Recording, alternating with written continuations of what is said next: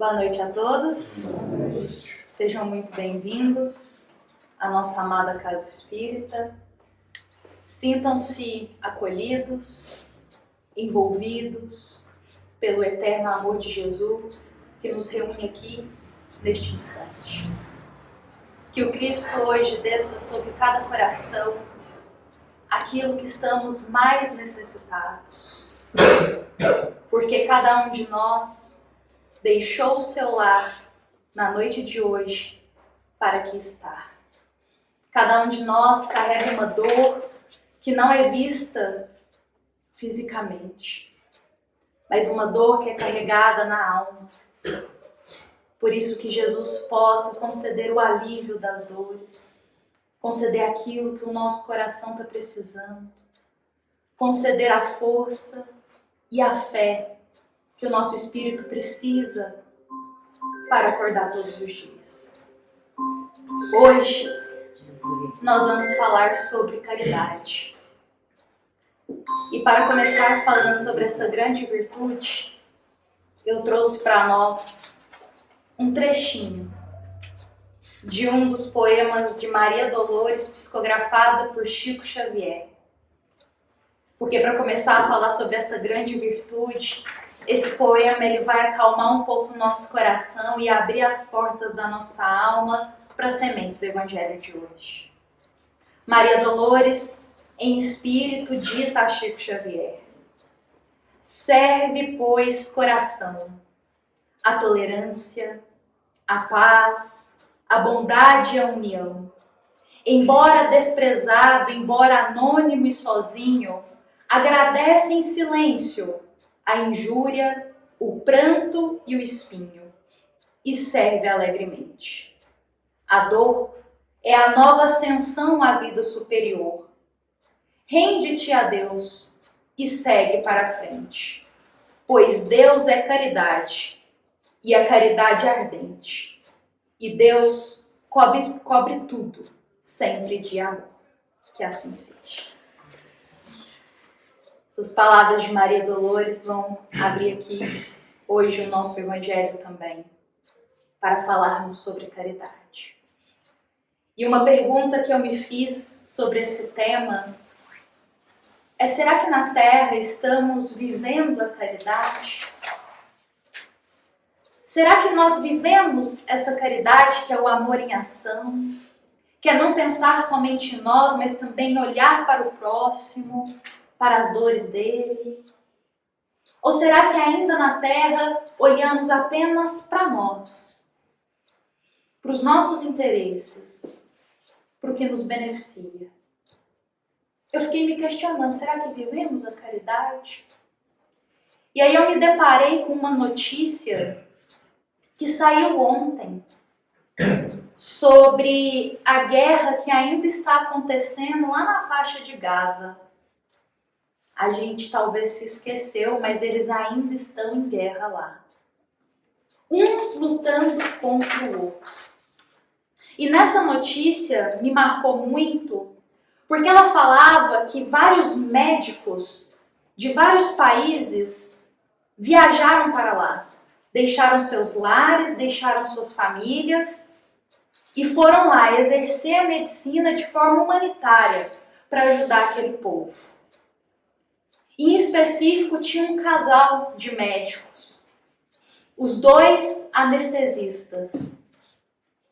E essa médica disse que quando ela viu a situação na faixa de Gaza, que ela não pensou duas vezes em ir para lá ajudar.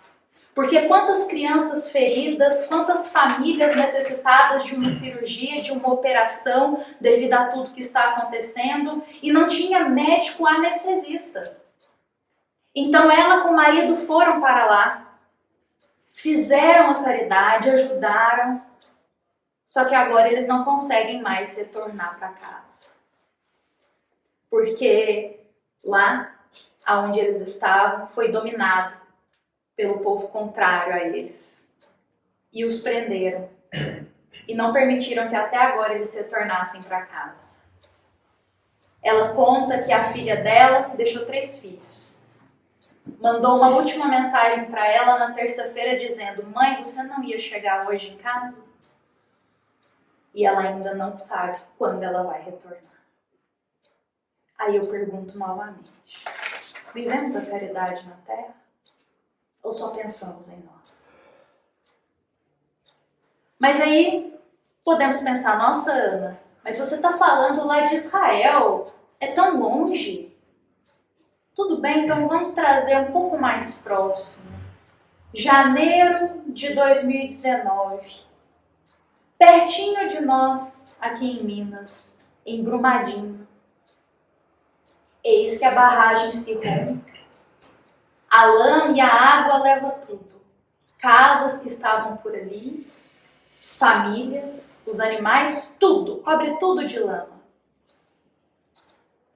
As famílias que sobreviveram estavam dependentes de água, porque já não tinha mais água, não tinha alimento, estava tudo sendo racionado.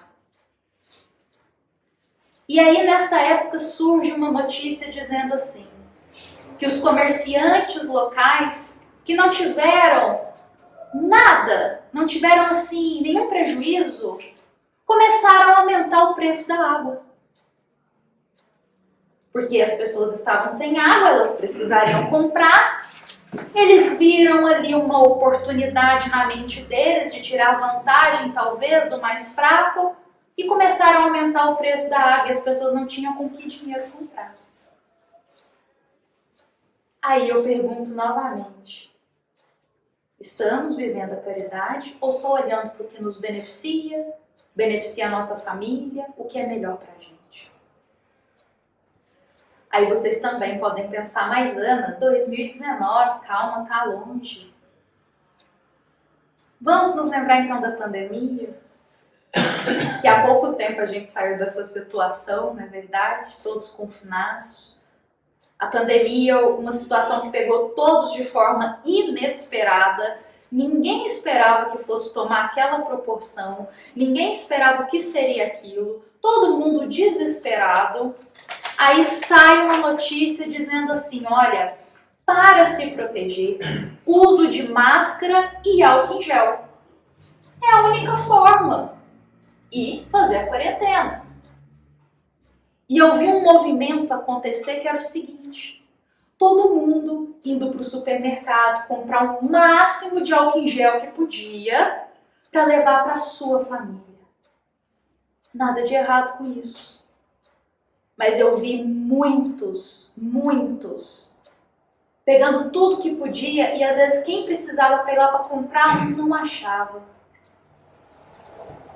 Porque novamente a gente ainda vive em um modo de egoísmo. Peraí, deixa eu proteger a minha família. Não vou pensar em deixar um para o outro, um para aquele que ainda vai buscar para a família dele. Vou pensar só em mim mesmo. A última pergunta que eu faço hoje: estamos vivendo a caridade? E eu trouxe essas notícias hoje porque é muito simples a gente falar: precisamos viver o amor, precisamos viver esse olhar para o próximo. É fácil a gente falar, é difícil é viver mesmo. E quando a gente olha para a realidade do mundo, que reflete a nós e a nossa casa, lembramos que a gente ainda tem muito que ser trabalhado. Mas uma coisa é certa: nenhum de nós, na Terra, pode alegar que não sabe o que é caridade. Porque há 2000 anos atrás, Jesus já falava de caridade. Há mais de 2000 anos, o nosso espírito, como espírito eterno, está tentando viver essa virtude. E Jesus não apenas falou o que é a caridade, mas ele vivenciou para provar para nós que também conseguimos viver, que a gente não tem desculpa para dizer: com essa pessoa eu não consigo, com aquele ali não tem como, nessa situação para mim é difícil. Jesus viveu de todas as formas para provar que a gente consegue. Quando, diante de Maria de Magdala, Jesus abre os braços para ela e a acolhe. Quando ninguém queria ajudar Maria de Magdala. Quando todo mundo apontava o dedo para ela e dizia: olha quanta coisa você faz errado.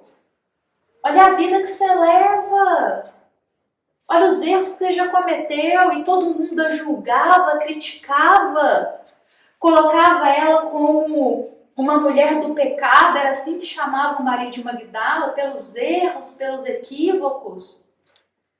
Aí Jesus faz assim, ele abre os braços, acolhe ela, não pergunta o que ela fez no passado, o que ela está fazendo nada, e diz: Maria, o amor cobre a multidão de pecados. Reergue a cabeça a partir de agora e segue um novo caminho. Deus felicita com você, minha irmã. Jesus mostrava aqui a caridade para com todos, sem distinção. Normalmente olhamos para o próximo e pensamos: aquele ali eu não vou ajudar, não. Aquele outro também não. Mas Jesus abre os braços para aquela que era a mais ignorada naquela sociedade, para nos ensinar essa caridade. Em outro momento, quando um dos seus apóstolos, que caminhava mais do seu lado, Pedro, nega Jesus 3 vezes. Imagina, você tem um amigo próximo, alguém que você confia muito. Trai a sua confiança. Ao invés de te ajudar, trai sua confiança, vira as costas. Pedro, por medo de ser preso, nega Jesus, fala: não, esse eu não conheço não. Depois ele se arrepende. E aí, depois que Jesus retorna para a pátria espiritual e ele reaparece em espírito, Jesus vai visitar Pedro em espírito e pergunta assim: Pedro, tu me amas? E pergunta 3 vezes para ele. Às vezes uma passagem que passa desapercebida aos nossos olhos, mas que nos afirma quando Jesus vive a caridade do perdão. Temos ainda o coração muito doloroso para perdoar e viver essa caridade. E Jesus perdoa, para nos mostrar que também conseguimos esquecer o que aconteceu e seguir para frente. Tanto é que Jesus entrega o ministério dele nas mãos de Pedro. Pedro, dá continuidade agora. Funda, Pedra, usando o seu nome, funda a nova igreja, essa base sobre a pedra, e segue proclamando a boa nova que eu iniciei. Eu confio em você. Você me traiu lá atrás, mas eu confio em você agora. Te perdoo. Em outros momentos, Jesus, quando estava subindo ao Calvário, sua mãe, junto com João, evangelista, e hoje eu vou até contar uma história dele aqui mais pra frente, mas Maria, junto com João evangelista, subindo ao Calvário, Maria chorando, porque que mãe não irá chorar vendo teu filho sofrer do jeito que estava sofrendo? Maria chorando, Jesus com aquela dor física também, porque ele estava ali com aquele tronco de madeira nas costas dele.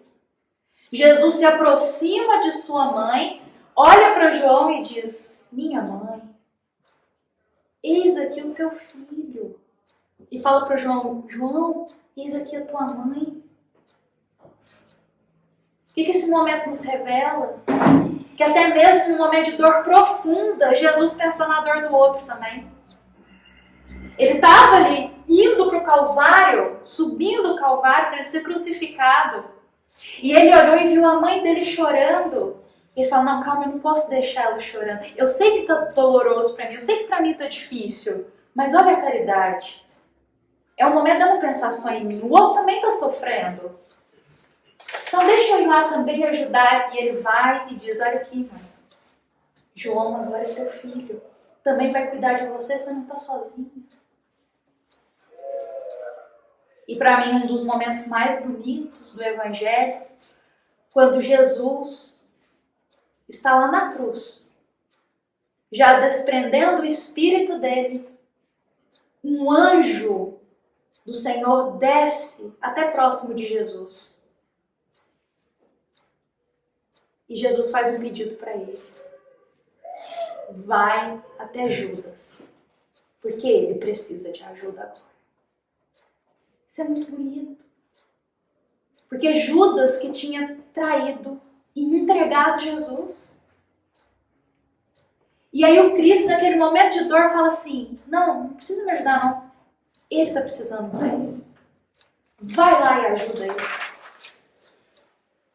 O ápice da caridade. Estender a mão a todos sem distinção, sobretudo para aqueles que nos fazem mal. Jesus fez isso. Tanto que as suas palavras finais na cruz foram: Pai, perdoa-lhes. Eles não sabem o que fazem. Não podemos nem pensar nessa hipótese mais, porque Jesus é um espírito puro. Mas se Jesus estivesse com raiva no coração, ele fala, não ajuda Judas não. Olha o que ele fez. Por conta dele eu estou aqui na cruz. E toca o coração da gente, né? E toca o coração da gente. Mas Jesus pensou, não, ele está sofrendo. Por que ele está agindo assim? Porque ele não sabe o que ele está fazendo. E aí Jesus vive a caridade. Por isso que eu afirmo, Jesus ele não apenas falou, ele viveu. E a forma como Jesus vivenciou a caridade não foi com bens materiais, foi com o auxílio moral do coração ao próximo. E quem de nós não pode estender uma caridade moral a alguém? Na doutrina espírita, a caridade ela é explicada para nós como sendo caridade material e caridade moral. As duas muito válidas, muito preciosas, porque nós estamos aqui na Terra não apenas para caminhar, mas para também ajudar os necessitados, aqueles que estão precisando de ajuda. Então a caridade material ela é muito importante, porque Deus utiliza de nós para ajudar o outro. Materialmente, sim. Deus utiliza das próprias criaturas para se ajudarem. Só que o Espiritismo nos explica algo, que a caridade material ela é mais fácil de ser feita. A mais difícil é a caridade moral. Caridade moral é toda essa que Jesus viveu. A paciência, o pensar no outro, o perdão. Pra gente é difícil mesmo. Não adianta pensar, é muito fácil viver tudo isso. Não é fácil. Para o nosso coração, ainda não é fácil. A caridade moral, ela é difícil de ser vivenciada, porque o nosso coração ainda está com muitos requisitos de egoísmo. Então, frequentemente, nos colocamos sim à frente do bem do outro, muitas vezes. Colocamos a nossa família à frente, às vezes, do outro. Que ainda temos capaz que esse instinto de eu me protejo, eu protejo a minha família, o outro, problema do outro. Mas o Espiritismo vem e nos convida, olha, se não temos condição de ajudar através da caridade material, todos podemos fazer a moral pelo menos. E ela começa dentro de casa, com aqueles que dividem o lar conosco. Começa com os próximos. E a gente vai se expandindo para o mundo. Aliás, dentro da doutrina espírita, tem uma obra que nos conta um pouco sobre um trechinho da vida do apóstolo João, evangelista, enquanto ele já estava lá no mundo espiritual. Ele já tinha cumprido a trajetória dele aqui na Terra, com Jesus. ele já tinha cumprido as tarefas dele e ele retorna para o plano espiritual. E João Evangelista, ele é aquele apóstolo que ele é conhecido como o apóstolo do amor. E a caridade é um amor em ação. E aí João Evangelista, lá no mundo espiritual, ele tinha uma equipe que trabalhava com ele. Uma equipe que trabalhava auxiliando aqui na Terra. Então, eles iam ali, sobretudo, para os arredores da Itália, que era onde ele mais exercia ali essa tarefa com esse grupo. E por ali, perto da Itália, ele ajudava espíritos que estavam perdidos, outros que não tinham noção que tinham desencarnado, outros que estavam ali proclamando mal ainda, já tinha desencarnado, mas continuava fazendo mal. E aí João Evangelista trabalhava nesses resgates, nesses pontos de amparo, compartilhando sempre o amor. Certo dia, a equipe dele foi chamada, porque apareceu ali nos arredores da Itália uma equipe também de espíritos, só que causando a discórdia e o mal. E essa equipe, as cidades que esses espíritos iam entrando, a cidade virava um alvoroço. O índice de suicídio subia, as brigas, virava um caos a cidade. Ninguém sabia explicar o porquê. Mas aos olhos espirituais era nítido que aqueles espíritos tinham chegado. João Evangelista estava se preparando para reencarnar em Assis ali. Ele iria reencarnar como Francisco de Assis. Então ele já estava trabalhando, como se diz ali, na limpeza da energia da cidade, porque ele iria reencarnar. Ele mais uma equipe inteira. E aí de repente chegam esses espíritos, causando discórdia, briga, e ele falou, não, calma, vamos analisar a situação. Esse grupo de espíritos era coordenado por um, que se chamava Ernesto. Ernesto era terrível. Ele tinha uma sede de vingança, que de quem ele se aproximasse, essa pessoa perdia as estribeiras. E ele não tinha paradeiro, não. Ele ia num, ia no outro. E ele reuniu uma equipe de espíritos que tinha a mesma afinidade com ele e estava já há anos fazendo isso. Primeira coisa que João faz, quando fica sabendo, é procurar saber a história do Ernesto. Porque ninguém sai por aí fazendo mal à toa, digamos assim. Ou essa pessoa está com muita dor, revoltada, alguma coisa está acontecendo. Então, João falou, qual que é a história de vida desse Ernesto? Ernesto era casado, tinha 6 filhos. 4 meninas e 2 meninos. A casa do Ernesto era um antro de maldade. Os filhos só causavam problemas. Os filhos eram terríveis, principalmente os 2 meninos. A esposa não cuidava dos filhos, deixava eles lá. Muita violência, muita briga, muita maldade. E Ernesto, convenhamos, ele tinha um coração muito endurecido.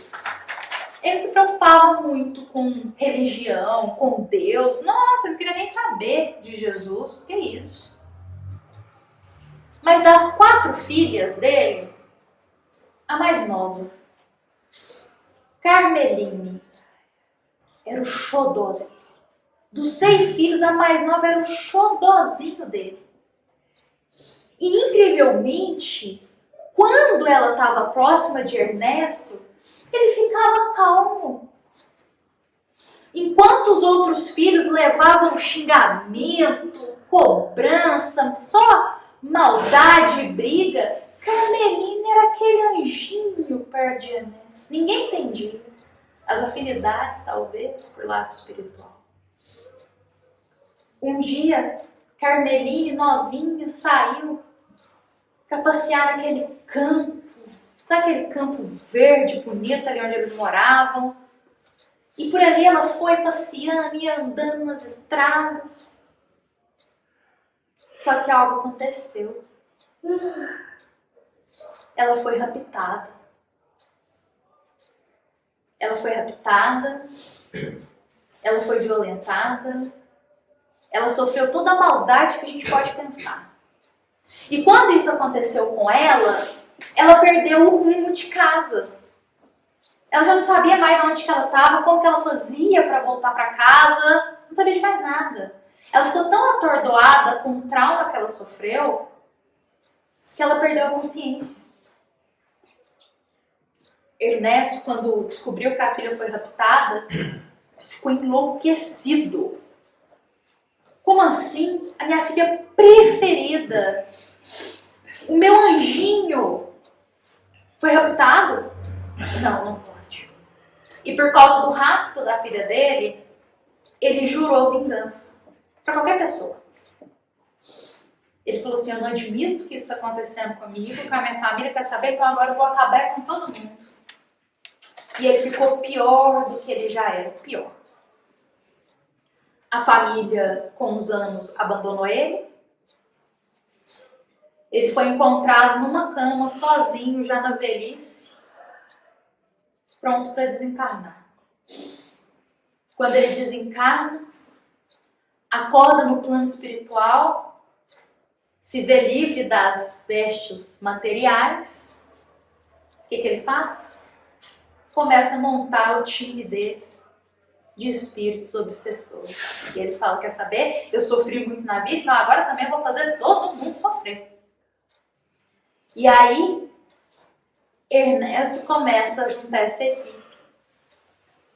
E fica ali, nos arredores da Itália, causando a maior discórdia. Aí João, o evangelista, então, olha essa história. A equipe diz, e aí, como que a gente vai agir com esse espírito? João diz assim, com caridade e com amor. Tem um trecho da história que, diante da sua equipe de trabalho ao bem, sabendo de toda a história de Ernesto, tudo que ele estava fazendo de ruim, os suicídios que ele estava provocando, João Evangelista diz para a equipe espiritual dele, antes deles entrarem em ação para ajudar Ernesto, João diz assim, meus filhos, vamos colocar o nosso coração a serviço do Cristo. Foi Jesus que nos ensinou que o amor cobre a multidão de pecados. E que não existe ser algum, mesmo que esse ser seja toda maldade, que o amor não desvaneça ou não penetre nas suas entranhas de sua alma. Deus não nos criou diferentes uns dos outros. Isso que João fala não é só para a equipe dele, não, acho que é para nós também. Ele fala, somos todos iguais, com as mesmas tendências e com o mesmo destino. E a essência de tudo é o amor. Quem pretende e trabalha no bem, nunca é desamparado. E nós outros, os voluntários dessa guerra, temos que nos preparar para o bem através do amor. E ele diz algo muito bonito aqui. Quando a alma encarnada ou o espírito livre no plano espiritual se afasta temporariamente dos caminhos espirituais, ele se sente intimamente perdido e sem remissão, sentindo-se envolvido num clima tão negativo que lhe entorpece os centros mais sagrados, que é o amor. Mas, como nada se perde e tudo se renova nas bênçãos da luz, chegará o dia da inauguração inevitável da renovação interior. Porque a missão de Jesus Cristo foi a do amor. E falando para esses amigos, ele diz, Se pelo nome do Cristo sois injuriados, bem-aventurados sois, porque sobre vós repousa o Espírito da glória de Deus. Ele relembra a primeira carta de Pedro. Por outras palavras, o que João Evangelista está dizendo?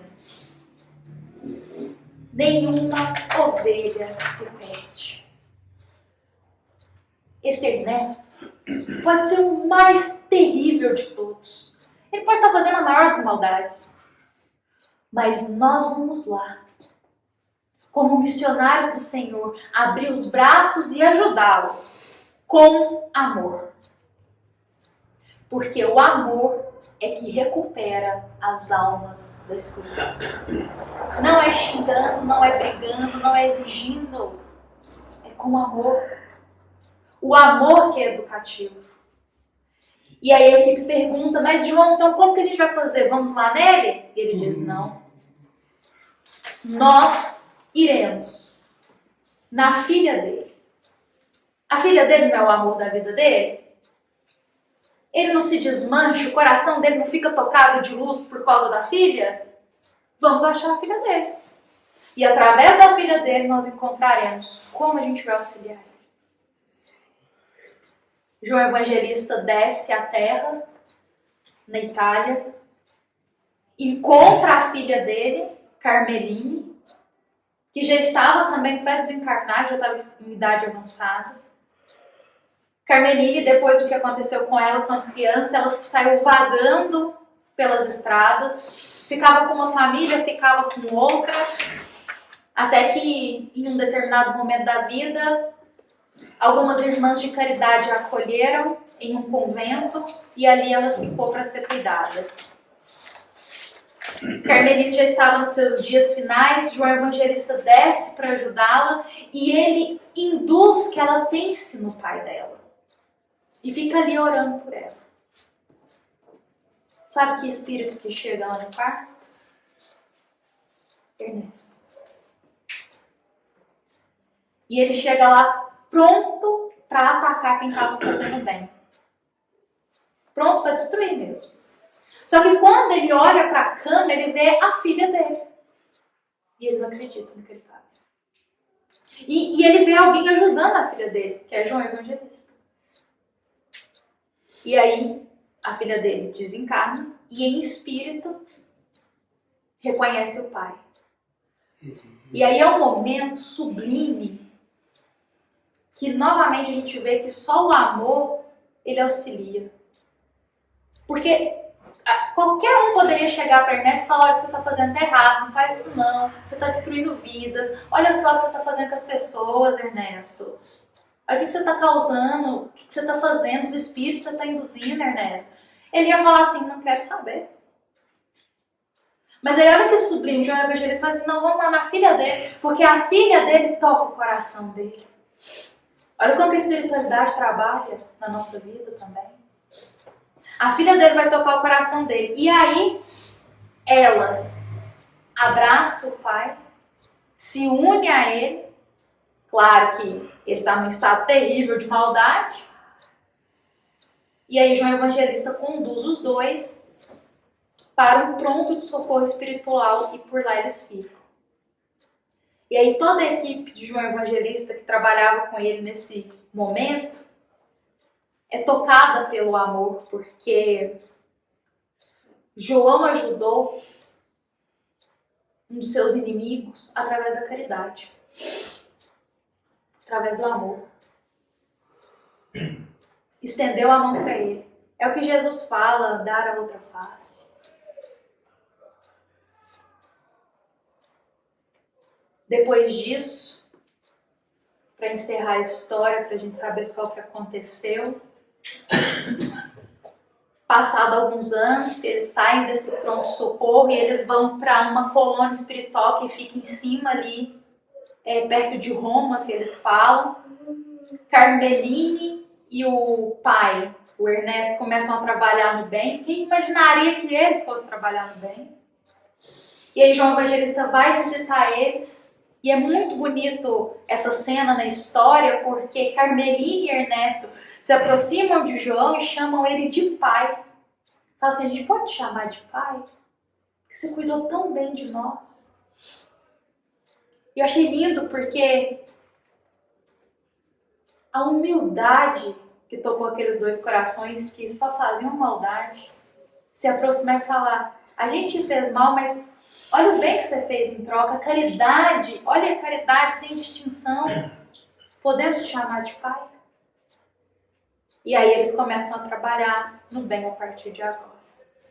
Por isso que Jesus e os apóstolos sempre falavam, nenhuma ovelha se perde.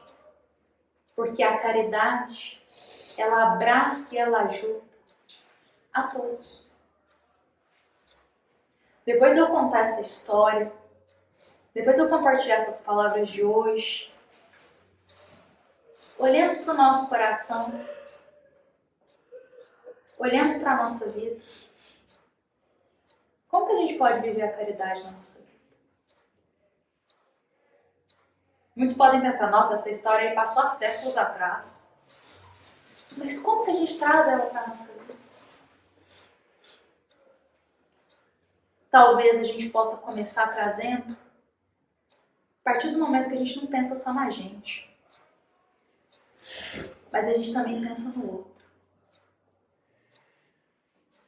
Que as nossas atitudes, elas também influenciam no outro.